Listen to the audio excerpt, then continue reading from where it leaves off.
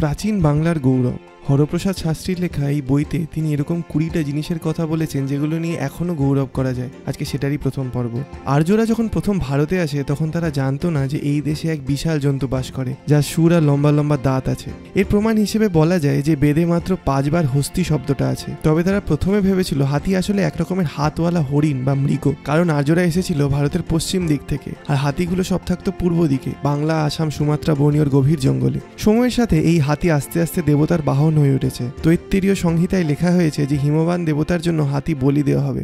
বুদ্ধদেবেরও নিজস্ব হাতি ছিল, কিন্তু তার জন্য তো হাতি ধরে তাদেরকে পোষ মানাতে হবে, যুদ্ধ করার জন্য ট্রেনিং দিতে হবে, আর সেসব হতো আমাদেরই বঙ্গদেশেই। এখানেই প্রথম হস্তিবিদ্যার উৎপত্তি। এখানে এমন এক মহাপুরুষের জন্ম হয় যিনি ছোট থেকেই হাতিদের সাথে থাকতেন, খেতেন, ঘুরে বেড়াতেন। হাতি অসুস্থ হলে গাছে লতা পাতা শেকড় দিয়ে তাদের চিকিৎসাও করতেন। হাতিরাও তাকে আপন করে নিয়েছিল। তার নাম ছিল পালকাপ্প মুনি। পরে তার এইসব অভিজ্ঞতা আর জ্ঞানের উপর ভিত্তি করে তিনি লেখেন বিশ্বের প্রথম হাতি চিকিৎসা গ্রন্থ হস্তায়ুর্বেদ, যেখানে বলা আছে কিভাবে হাতিকে প্রশিক্ষণ দিতে হয়, কিভাবে তার রোগ সারাতে হয়। এসব এই বইটা সংস্কৃতে লেখা হলেও পড়ে মনে হয় যেন সেটা অন্য ভাষা থেকে সংস্কৃতে অনুবাদ করা, পুরোপুরি সংস্কৃত নয়। এই শাস্ত্র যে কত প্রাচীন সেটা বের করা প্রায় অসম্ভব। মহাকবি কালিদাস এটাকে অতি প্রাচীন শাস্ত্র বলেছেন। প্রাচীন বাংলাতেই যে প্রথম হস্তি চিকিৎসা শুরু, এটা একটা গৌরব করার বিষয় বটে।